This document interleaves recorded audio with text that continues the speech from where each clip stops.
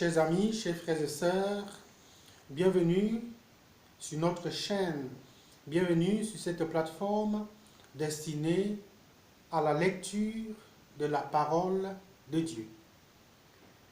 Après quelques temps de trêve, après quelques temps de vacances, nous voulons reprendre notre série de conférences, de méditations bibliques.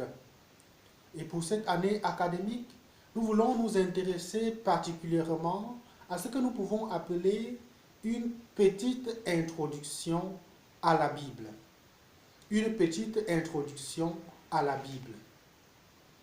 La Bible, vous le savez, est l'un des livres les plus lus, l'un des livres les plus diffusés dans le monde, l'un des livres les plus traduits dans presque toutes les langues au monde, même jusque dans nos langues maternelles.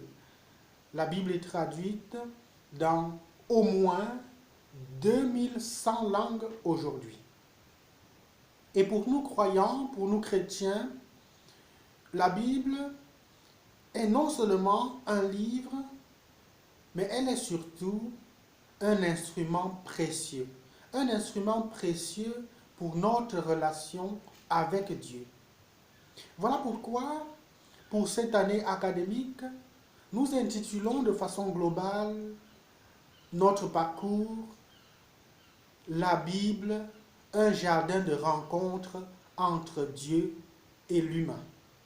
La Bible, un jardin de rencontre entre Dieu et l'humain. Parler de jardin, c'est évoquer une certaine dimension amoureuse, romantique. Et bien évidemment, lorsqu'on ouvre la Bible, dès les premières pages, le livre de la Genèse nous parle d'un jardin, jardin d'Éden, jardin de délices.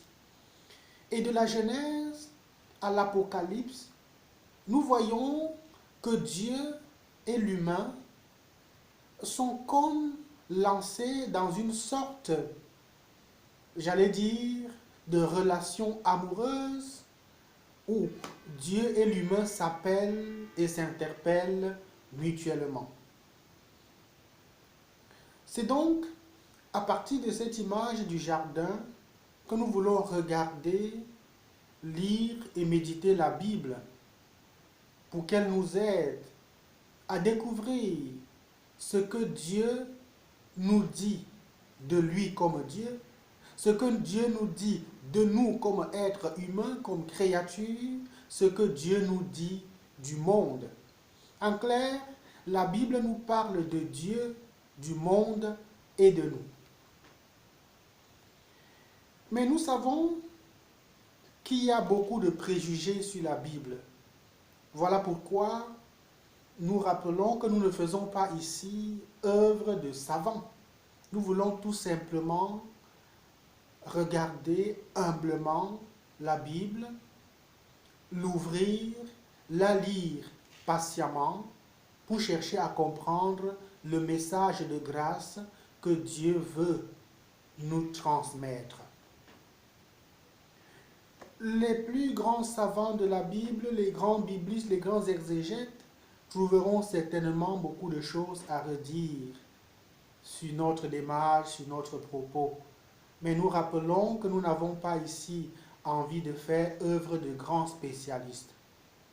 Nous voulons tout simplement laisser l'Esprit Saint qui a conduit les auteurs sacrés, l'Esprit Saint qui conduit l'Église, nous voulons tout simplement que cet esprit-là nous aide aussi doucement à pouvoir découvrir le message de grâce que Dieu nous donne à partir de la Bible.